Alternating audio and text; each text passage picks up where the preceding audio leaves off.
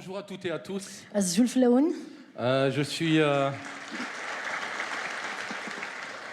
Je suis venu de Mulhouse avec mon amie Johanna qui est toute petite là en bas. راح رد سي مزقدان ميلوز وكذا جوانا يتراني مانيش تمشطح وكسار.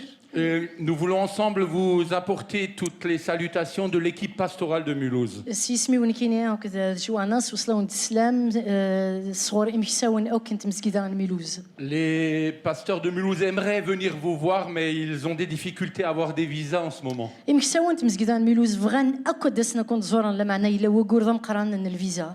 Et l'autre jour, un des pasteurs est venu me voir, il m'a dit « Comment ça, tu as eu ton visa, toi ?» وقبل داس غاكي روح ديون مكسانت مزقدان راح دغوري دام شكك شتيني في كانك الفيزا. Alors je l'ai regardé, je lui ai dit « Eh oui, c'est la différence entre ceux qui sont vraiment bénis et ceux qui le sont un peu moins. » غاني غاس دواكيد الخلاف يلان يروين يتوباركين كذوينك يتوباركين شي طاح كان. Soyez bénis tous et toutes. اكون يبارك سيدي ربي. Et merci pour votre accueil. سان ميرسي مي تسترحوا ميسنا. J'aimerais parler ce matin d'un sujet qui me semble important.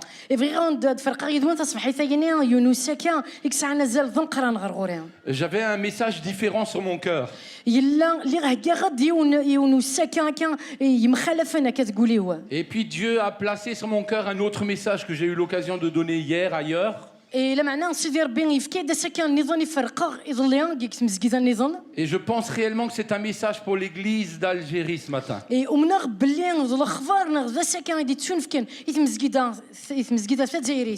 Le titre du message est Une maison de prière.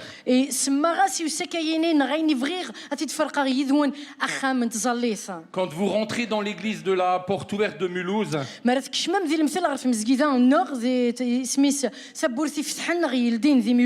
il y a un texte qui dit ma maison sera appelée une maison de prière pour tous les peuples.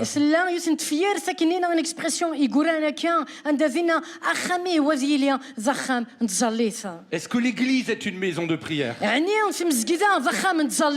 Est-ce que vos maisons sont des maisons de prière? Est-ce que votre corps est le temple du Saint-Esprit qui habite une maison de prière? J'étais l'autre jour à la maison et j'avais une migraine. Cette migraine a duré quasi toute l'après-midi. Et j'avais une réunion le soir. Alors je suis rentré un instant à la maison. Johanna avait déjà prié, eu le réflexe de prier pour mon mal de tête. Et puis je m'assis à table à la maison avant de partir à la réunion. Et là, mon fils qui a 17 ans, vous savez, c'est un adolescent dans toute sa splendeur.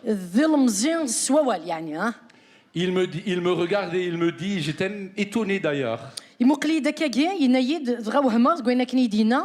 me dit, Paps, t'as mal à la tête? T'as les yeux plissés? Je lui dis, oui, j'ai mal à la tête là.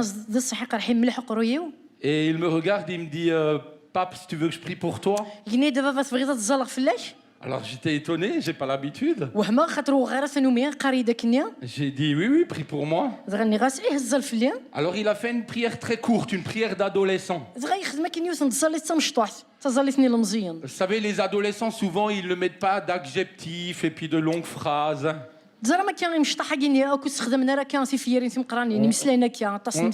On a des fois l'impression que plus nos prières sont longues, plus elles sont efficaces.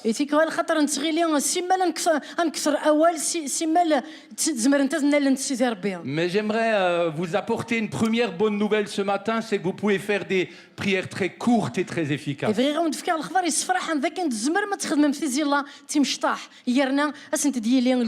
Alors il a prié pour moi courtement. Et puis je suis parti à la réunion. Et je sentais que petit à petit, le mal de tête partait jusqu'à disparaître. Le lendemain matin, je me suis retrouvé à table avec lui au petit déjeuner. Et il m'a dit, alors pape, ça va? est-ce que tu vas mieux? J'avais déjà oublié pourquoi il me demandait cela. Oui, il me dit, mais est-ce que ton mal de tête va mieux? Alors je lui dis, oui, merci Timothée d'avoir prié pour moi. Et là, je le vois quitter la table et partir. Et il me dit, Pape, t'inquiète, toute la gloire à Dieu, toute la gloire à Dieu.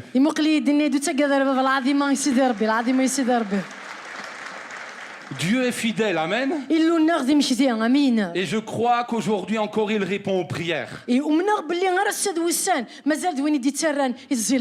J'aimerais voir avec vous 3 amis de Dieu.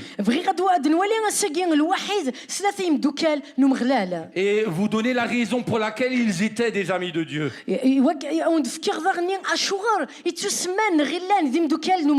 Le premier s'appelle Moïse. Et voilà ce qu'il est dit de lui dans Exode chapitre 3 verset 11.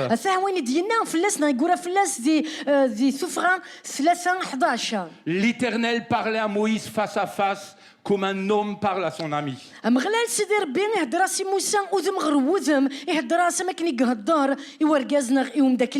Et puis le second est Abraham.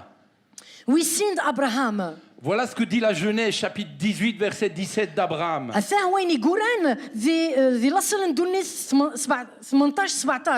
Cacherai-je à Abraham ce que je vais faire?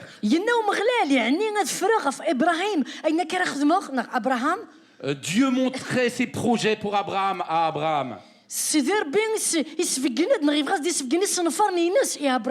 Et puis le troisième ami, David. David veut dire bien-aimé. Et chère Église. Chère pierre vivante qui formait l'église.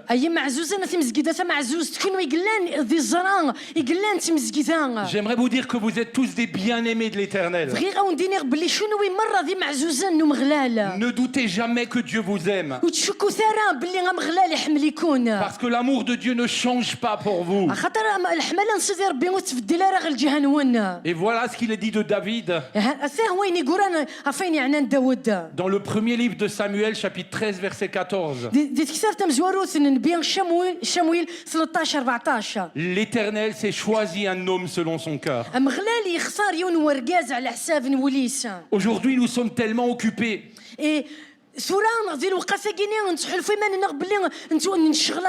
Occupé par tant de choses.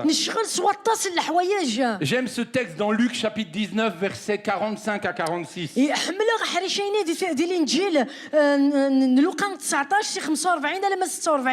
Voilà ce qu'il est dit. Il entra dans le temple et se mit à chasser ceux qui vendaient.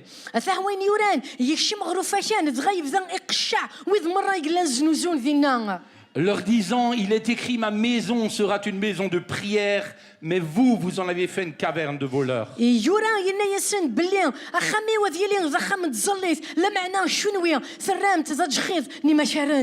Dieu fait un parallèle entre la maison de prière et la caverne de voleurs. Il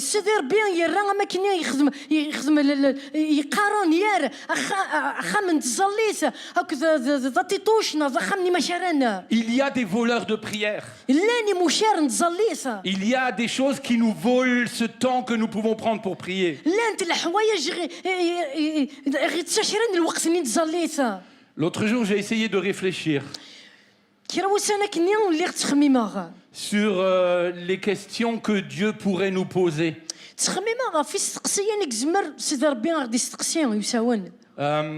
Combien de temps mets-tu pour prier par jour? Combien de temps prends-tu pour lire la parole de Dieu? As-tu réglé ton problème de colère avec ton épouse ou ton époux? Où te situes-tu par rapport aux fruits de l'esprit? Est-ce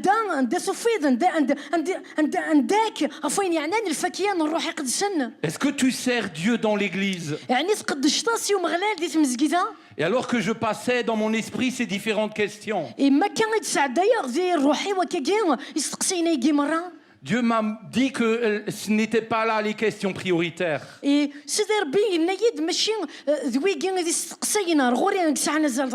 alors est venue une question dans mon cœur. Une question qui, à mon avis, surpasse toutes les autres questions.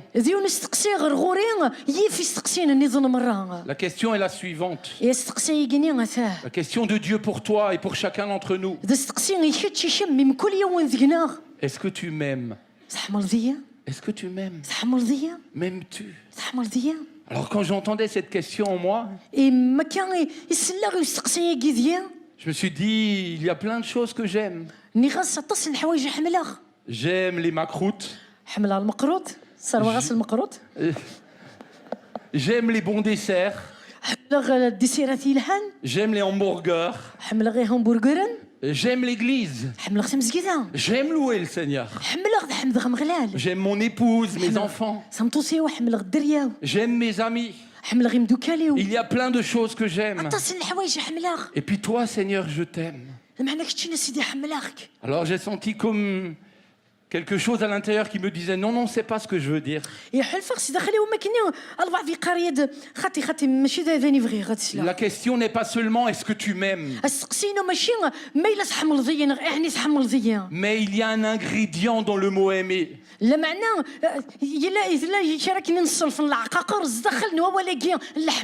Et quand Dieu nous pose la question est-ce que tu m'aimes, la vraie question c'est est-ce que tu me préfères? Est-ce que tu me préfères à tout ce que tu aimes? Est-ce que l'ingrédient de l'amour que tu as pour moi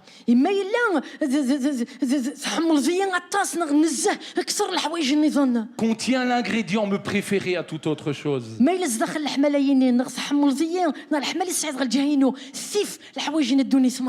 Dans Luc au chapitre 14 et au verset 25, vous connaissez ce texte qui dit que celui qui veut me suivre et devenir mon disciple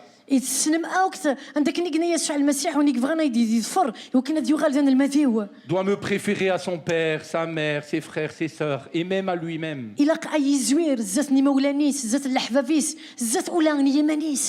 Et alors il y avait une grande foule qui le suivait. Mais quand Jésus a mis le mot préféré dans le mot aimer,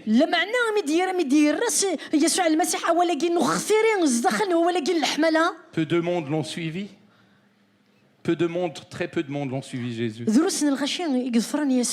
Parce que peut-être y avait-il des voleurs d'amour dans leur cœur. Est-ce que tu me préfères à toute autre chose? Est-ce que c'est de cet amour que vous êtes remplis pour aimer le Seigneur?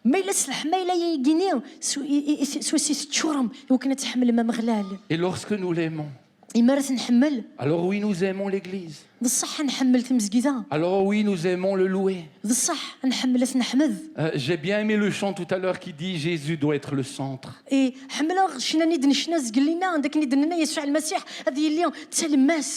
Nous devons renoncer à notre faux semblant.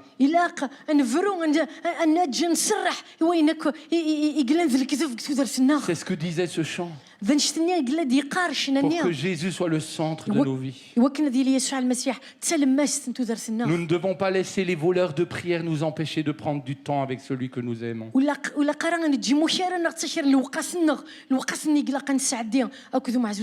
Dans le psaume 127, il est dit si l'Éternel ne bâtit la maison, ceux qui la bâtissent travaillent en vain. Préférez Jésus plus que tout. C'est un combat. C'est difficile. De bonnes choses viendront dans notre vie. Mais même si ces choses sont bonnes, elles peuvent nous éloigner de Dieu. Et nous devons le préférer lui. Et si nous le préférons, alors comme Moïse, Abraham ou David, nous serons des hommes et des femmes selon le cœur de Dieu. Dieu va nous partager ses projets. Et comme pour Moïse, il va nous parler face à face. Parce que nous aimons Dieu plus que tout, nous prendrons du temps avec lui. Et que parce que nous l'aimons, cela sera une priorité. Alors il partagera son cœur. Il nous montrera sa volonté. Et là où il nous enverra, nous serons efficaces. J'aimerais parler avec vous de 3 situations de prière. Ou de 3 sortes de prières qu'ont fait ces 3 amis. Et j'aimerais d'abord prendre la prière de Moïse. Cette prière, je l'ai appelée prière bras de fer.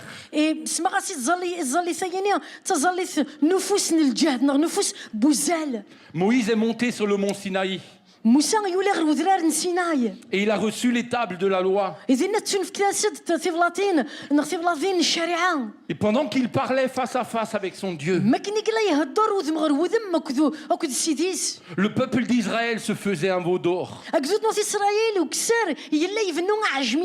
Le peuple d'Israël, avec Aaron à sa tête, fabriquait un faux Dieu.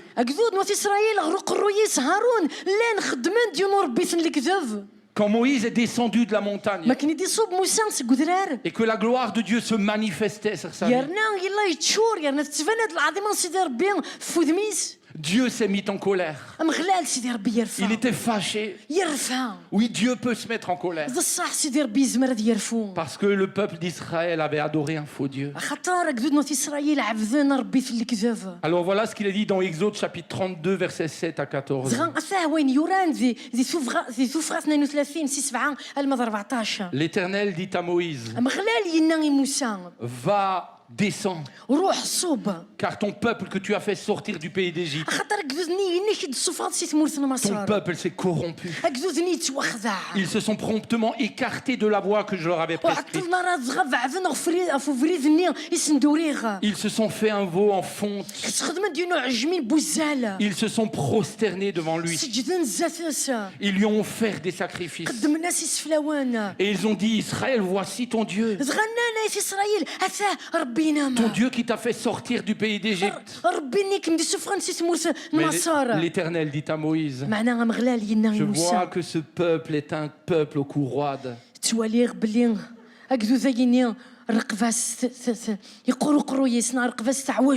Maintenant, Moïse, laisse-moi. Ma colère va s'enflammer contre eux. Et je les consumerai. Mais je ferai de toi une grande nation. Moïse aurait pu accepter la volonté de Dieu. Il aurait pu l'accepter pour 3 raisons au moins. La première raison, c'est qu'Israël méritait la sentence de Dieu.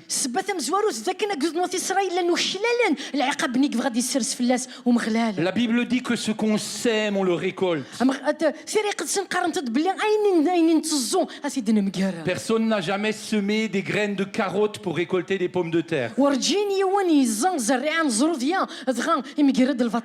Je crois que même en Kabylie, ce que vous semez, vous le récoltez. Et lorsque nous semons la désobéissance, nous récoltons la colère de Dieu.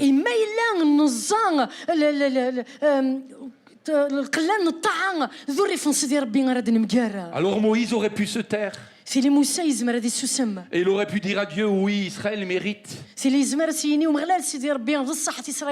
Il s'est volontairement éloigné de toi, adoré un faux Dieu.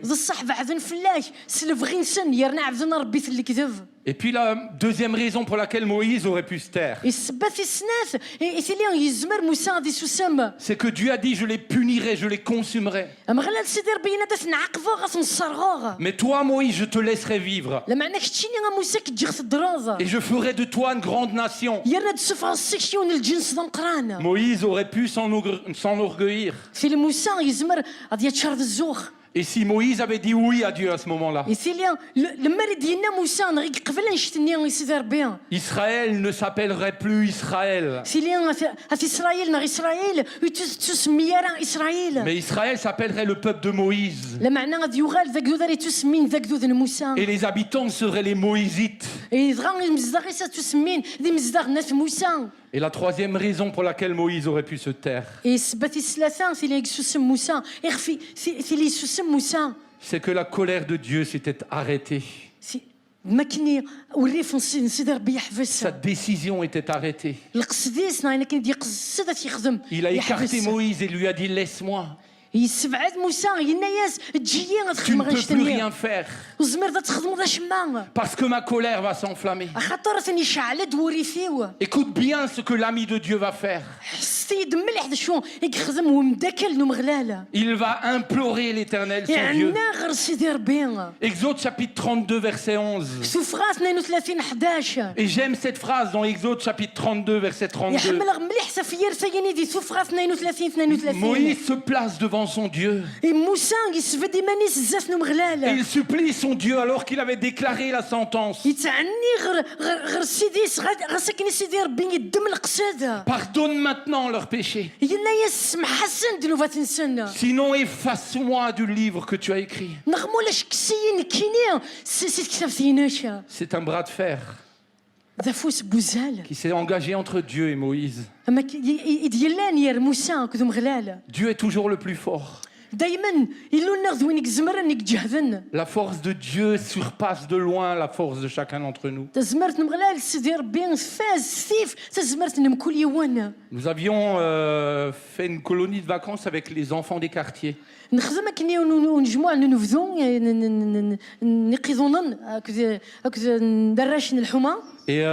Johanna et Pierre, son futur mari, étaient garants spirituels. جوانا الفيونسي نزدو خديفيس بطرس بيير لانو تنست كلفن سوارشنيا. Et puis pour illustrer un des messages dans lequel il voulait dire que Dieu était le plus fort.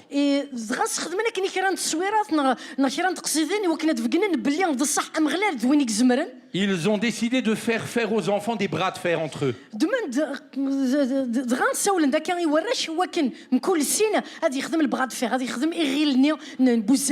Alors ils ont choisi des enfants qui paraissaient avoir la même force.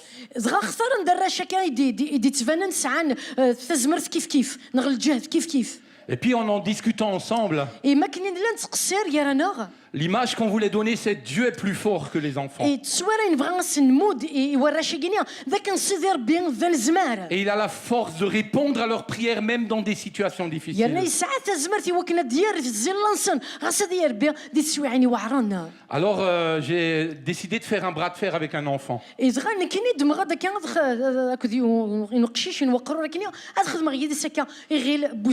L'image était que je représentais Dieu.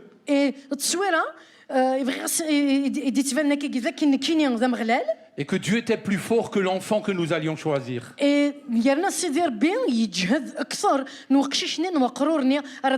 Alors au fond de la salle se trouvait la plus petite des filles qui était là. Elle était toute rachitique. Elle était toute petite. Et lorsque je l'ai vue, je me suis dit, au moins contre elle, je ne risque pas de perdre. Bon, j'étais pas trop inquiet quand même. Alors nous avons appelé la jeune fille. Et puis elle est venue du fond de la salle. Elle est contente qu'on l'ait choisie pour faire un bras de fer. Et cette jeune fille était très motivée. Quand on l'a appelée, elle a dit « Oh, ouais, je vais gagner !» Elle était toute petite. Et elle n'avait pas de muscles. Mais elle avait beaucoup de muscles dans la bouche. Et alors elle a regardé tout le monde, essayant de savoir qui nous allions choisir. Personne des enfants qui étaient présents n'était aussi petite qu'elle.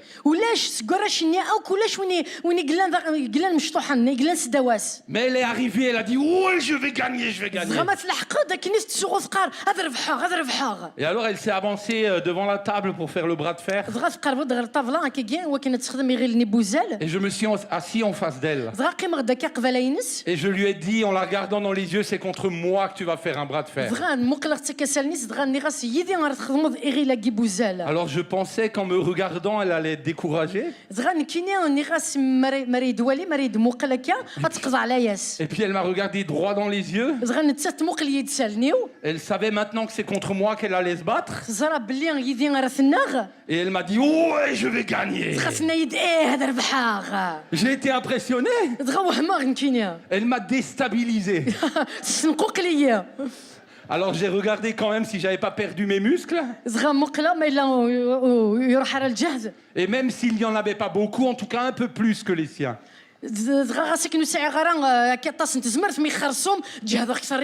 Alors en me regardant moi, en la regardant elle, ça m'a un peu rassuré. Alors j'ai mis mon bras sur la table, un peu éloigné pour qu'il soit de la même taille que son petit bras. Et puis je commence à pousser. Et au moment où je pousse, au moment où je commence à pousser, Dieu me dit, tu la laisses gagner. Je dis non, je peux pas faire ça. Seigneur, tu te rends compte si je la laisse gagner? Tous les enfants qui l'encourageaient autour, ils vont penser que je suis plus faible qu'elle. Seigneur, mais je peux pas la laisser gagner. Et puis, vous savez, Dieu a toujours raison. Quand Dieu dit quelque chose, faites-le. Je pense que si à ce moment j'avais décidé de désobéir à Dieu,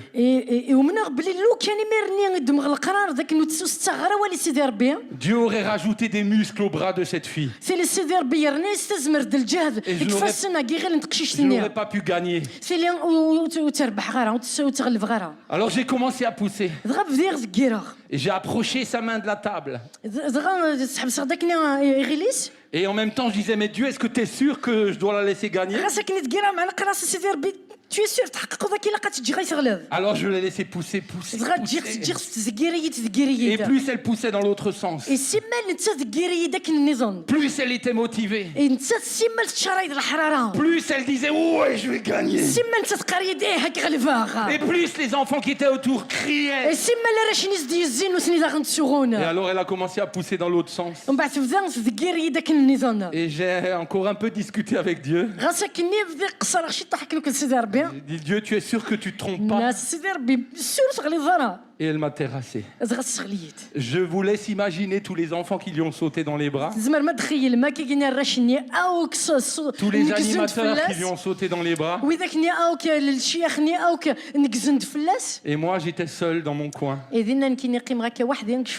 J'étais triste et fragile. Est-ce que tu es d'accord pour faire des bras de fer avec Dieu? Moïse a commencé un bras de fer avec Dieu. Et il a dit, Dieu laisse le peuple d'Israël. Dieu pardonne au peuple d'Israël. Et Dieu a commencé à pousser de l'autre côté. Et il a dit, je ne peux pas lui pardonner, il a adoré un faux Dieu.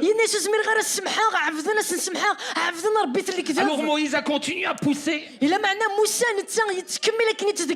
dit, Dieu, mais j'aime ce peuple, ne le laisse pas mourir, ne le décime pas.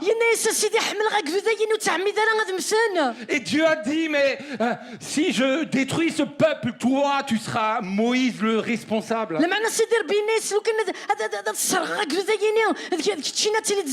il y aura un nouveau peuple, ils s'appelleront les Moïsites.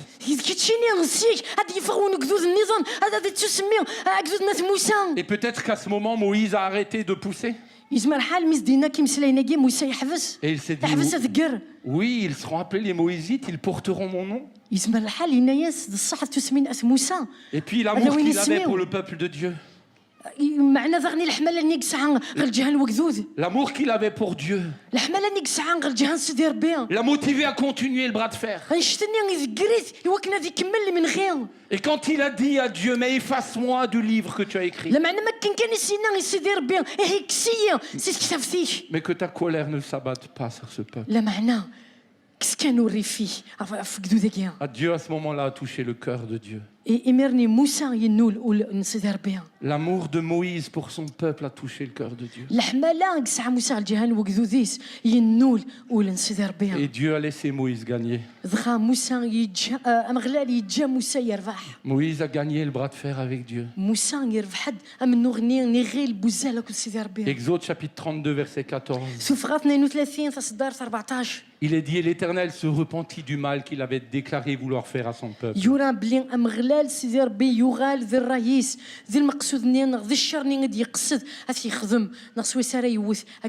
Chère Église, Dieu cherche des hommes et des femmes capables de faire des bras de fer avec Dieu. Capables de dire même si Dieu a pris une décision. Dieu, j'aime ton peuple. Sauve-les, touche-les. Vous n'avez pas besoin d'être musclé. Mais vous devez juste compter sur Dieu et le laisser déposer cet amour dans vos cœurs. Et puis il y a la prière d'Abraham. Je l'ai appelée la prière marchand de tapis, ou la prière qui négocie. Dans le livre de la Genèse au chapitre 18, Dieu a arrêté la décision de détruire Sodome et Gomorrhe.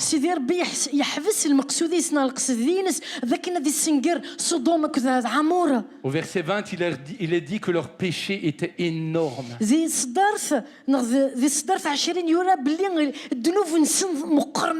Alors Abraham va négocier avec Dieu. Et il va lui dire, mais peut-être qu'il y a 50 justes.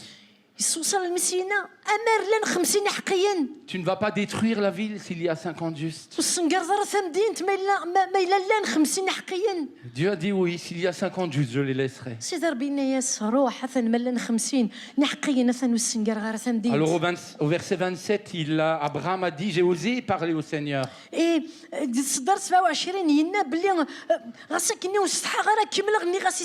Moi qui ne suis que poudre et cendre. Abraham craignait Dieu. C'est avec beaucoup d'humilité qu'Abraham venait devant Dieu. Mais il a dit, mais Dieu, s'il n'y avait que 40 justes. Et puis s'il n'y en a que 30. Que 20, que 10 justes. Alors il est dit au verset 33, l'Éternel s'en alla. Et lorsqu'il eut achevé de parler avec Abraham, et Abraham retourna dans sa demeure. Es-tu prêt à négocier avec Dieu? Es-tu prêt à te battre? Peut-être a-t-il déclaré une sentence sur une situation, sur un homme, une femme, sur une église, sur un pays. Mais l'amour de Dieu remplit-il ton cœur? Est-ce que tu aimes Dieu plus que tout, au point d'être rempli par son amour et prier, chercher sa face? Souvent, nous qui sommes chrétiens, croyants, nous prions pour que la colère de Dieu descende. Nous prions pour que la sentence de Dieu vienne. Mais Dieu trouvera-t-il des hommes et des femmes au milieu de son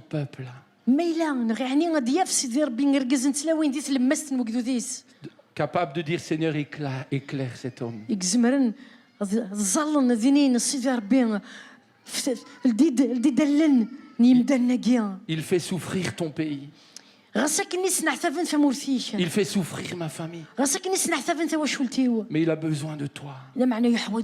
Il a besoin que le voile soit ôté de ses yeux. Alors Dieu, je crois que tu es capable de faire cela. Et puis il y a la troisième prière, celle de David.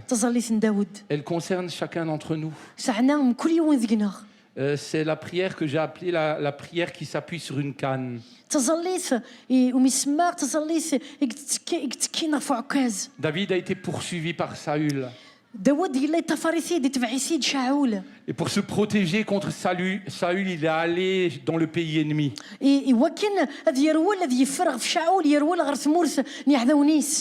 Il est allé dans une ville appelée Tsiklag.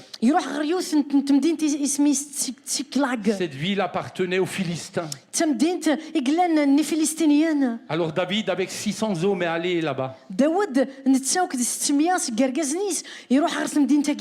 Et à un moment de sa vie, il est parti avec 600 hommes. Et quand 3 jours après, il est revenu à Tsiklag. Les Amalécites ennemis d'Israël avaient emmené toutes les femmes, tous les enfants.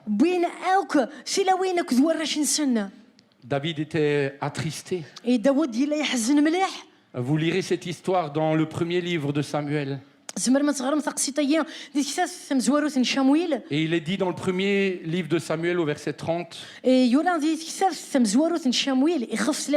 David et le peuple qui était avec lui élevèrent la voix et pleurèrent jusqu'à ce qu'ils n'eurent plus de force de pleurer.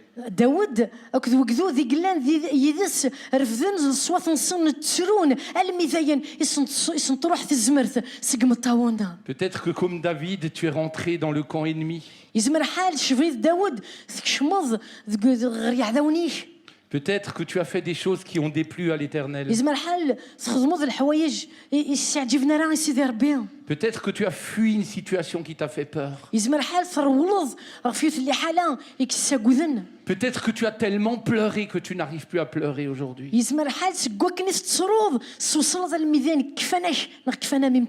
Peut-être que certains veulent te lapider comme ils ont essayé de lapider David.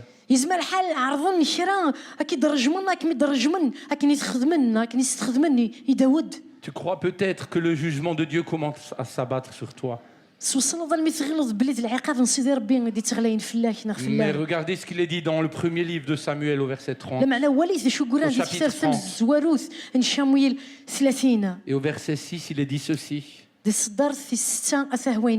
Mais David reprit courage en s'appuyant sur l'Éternel, son Dieu. David a consulté l'Éternel. David a cherché la présence de Dieu. Et Dieu a touché le cœur de David. Dieu l'a consolé. Et il est intervenu dans sa situation. David a retrouvé sa famille, mais également la famille de ses hommes. Aucune épouse, aucun enfant n'a été perdu.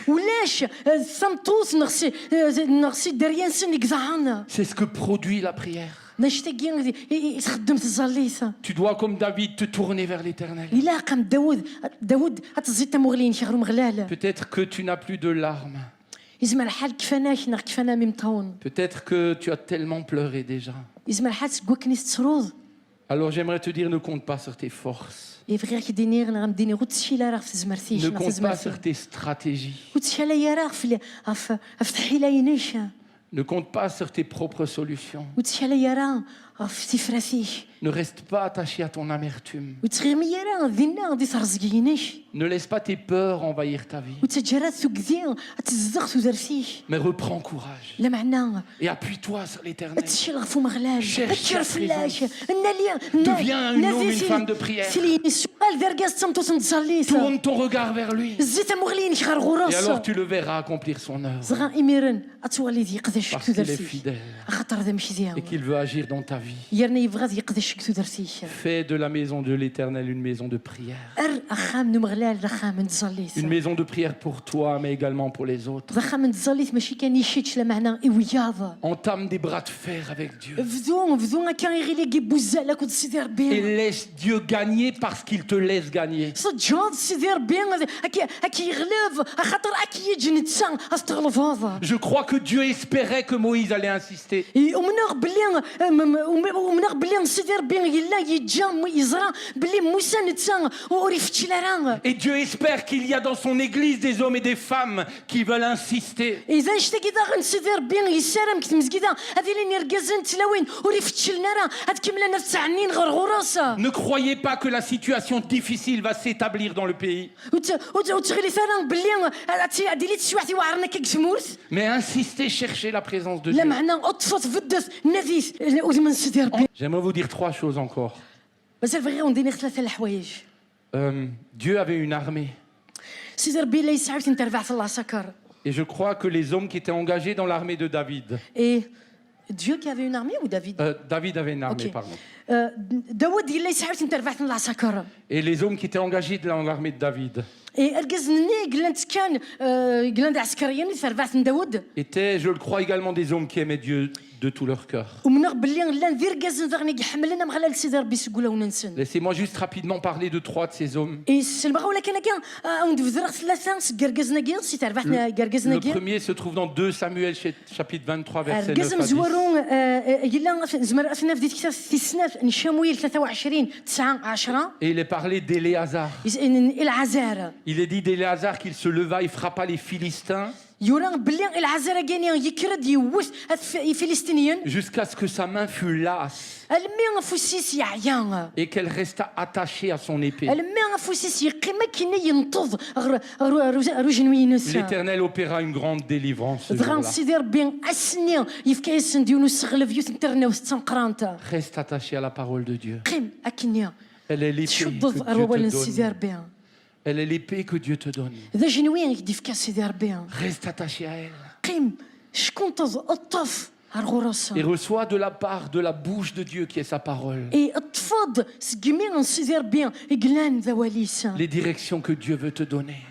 الجواهين الجهات نغي فرذاني كيف سيدي ربي Et même quand c'est difficile, غاسدي تشوعني وعرنا comme Éléazar dans l'armée de David, ام العزار زي ترفعت العسكر داود reste attaché à sa parole. قيم اكني الطفض قوال سيدي Ne fais ربي aucun compromis avec l'ennemi. وتخسري صران وتقشر صران كدو عذاو Et Dieu te donnera la victoire. سيدي ربي غادي يديف كثر ناوثه Dieu te donnera la victoire. ام غلال سيدي ربي غادي يديف كم ديف كثر ناوثه Je parlais d'un témoignage l'autre jour. شروسانا كني اللي هضر هذا كني عفيت شهاده C'est une jeune fille qui s'appelle Alice. ديوس نطلمزيت اسمي اليس Et nous étions en train d'étudier la Bible ensemble avec un petit groupe d'enfants. نلا ديوس نترفع فكني نورا شي مشطح نقرا ولا سيدي ربي Et nous parlions de ce texte où Jésus a maîtrisé la tempête. اي نهضروا دغف حريش نيض قوال نسيدي ربي ديال الانجيل عند يسوع المسيح يسحبس بوشيضانت Où Jésus a dit silence et tais-toi la tempête. عندك يسوع المسيح ينسيت بوشيضانت نيض سوسم Et la tempête s'est tue, elle a fait silence. زغان بوشيضانت نيض سوسم Cette jeune fille, Alice, avait l'air inquiète. اي اليس سنيان لا تقلق Alors je lui dis, mais pourquoi as-tu l'air tellement inquiète et attristée? زغني راس الشغل اليس تحزن ذاك كاين تقلق Elle me dit, mais j'ai peur. سنيدو كذا Je dis, de quoi tu peur? نيغزا شو تقضض Elle me dit, demain, nous partons de collège où je me trouve سنيد زكا نفرسي لكل نيغا قرا pour aller visiter le lycée. وكاين نروح غير الليسي Et puis avec toute la classe, اي زغان لا كلاسينس nous allons passer en faisant ce chemin devant ma maison.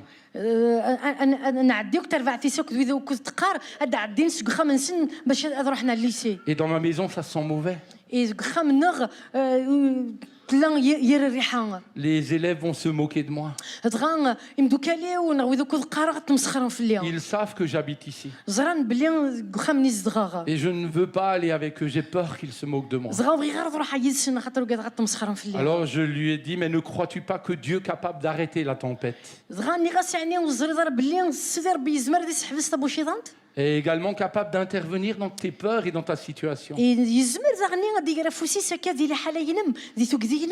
Alors je voyais bien que sa peur surpassait sa foi. Alors j'ai dit, Seigneur, permets à cette jeune fille d'expérimenter ta parole. C'était le mercredi soir. Le jeudi, elle devait visiter le lycée et passer devant chez elle.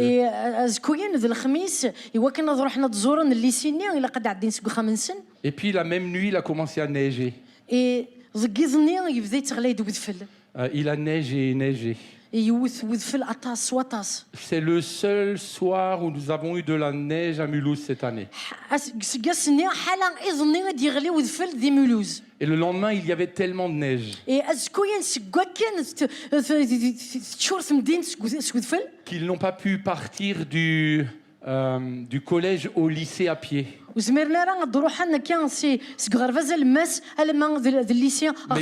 ils ont commandé un bus. Et ils sont passés par un autre chemin. Et alors cette jeune fille m'a envoyé un texto. Et elle m'a dit, tu te rends compte? Dieu a permis qu'il neige juste pour moi. Alléluia. Reste attaché à la parole de Dieu. Reste-y attaché. Crois que ce qu'elle dit, Dieu l'accomplira. Et si Dieu a déposé des promesses dans ton cœur conformes à sa parole, alors reste attaché à elle.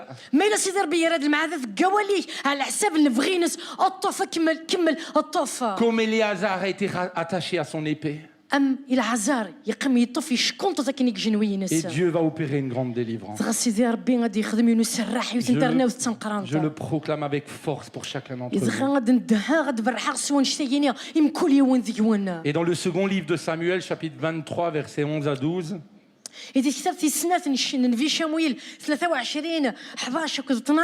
y a un autre homme de l'armée de David. Il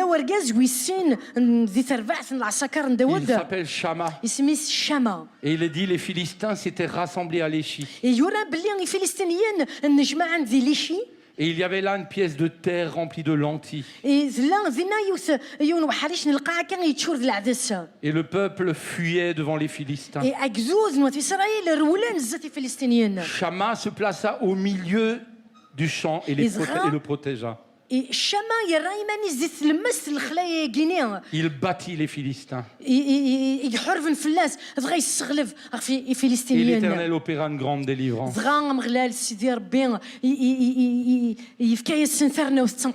Bien-aimé, quel est ton champ? Où se trouve ton champ? J'entends que beaucoup veulent partir du pays. Ils pensent qu'ailleurs c'est l'Eldorado. Ils pensent qu'ailleurs c'est mieux. Puis-je te dire quelque chose? Si tu veux trouver mieux, alors ne pars pas en France, ne pars pas aux États-Unis, ne pars pas en Australie, ne pars pas en Belgique, mais cherche la volonté de Dieu. Quel est le chant de Dieu pour toi? Je crois de tout mon cœur que le chant de Dieu c'est ton pays. Et là où Dieu t'a placé, c'est là où il t'a voulu. Et comme Shamak, il savait où était le champ qu'il devait protéger. Alors place-toi devant Dieu. Et dis, Seigneur, dans mon pays, quel champ tu veux me montrer? Sur quel endroit je dois me tenir pour chercher ta face et voir la prière changer les choses. Je crois de tout mon cœur que là où Dieu t'a placé, c'est là où il veut te voir le chercher. C'est là où il veut te voir établir un bras de fer avec lui. Et si tu fais cela, alors ton quartier va changer, ta famille va changer, ta ville va changer, ton village va changer, ton pays va changer. Église de Jésus-Christ, sois dans le champ où Dieu veut te voir. Ne risque pas d'aller dans un autre champ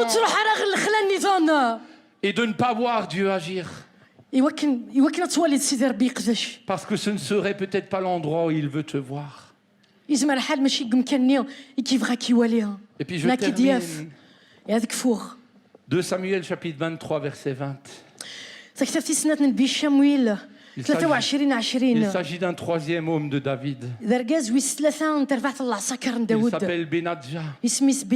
Il dit qu'il frappa les 2 lions de Moab. Il descendit au milieu d'une citerne. Et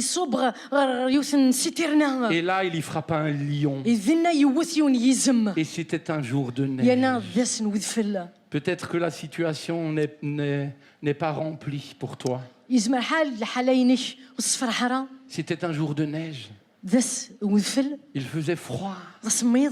Ça n'a pas découragé Benadja. Malgré les difficultés, il est allé. Et il frappa. Et il pria. Benadja était utilisé par Dieu.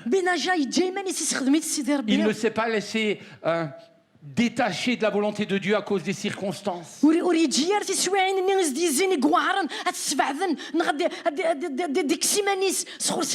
Mais malgré les circonstances difficiles, il a continué. Bien-aimé, ne sois pas découragé. Ne sois pas découragé. Continue. Persévère. Mets-toi à genoux. Prie, cherche Dieu. Il aura la victoire. Dieu a toujours le dernier mot.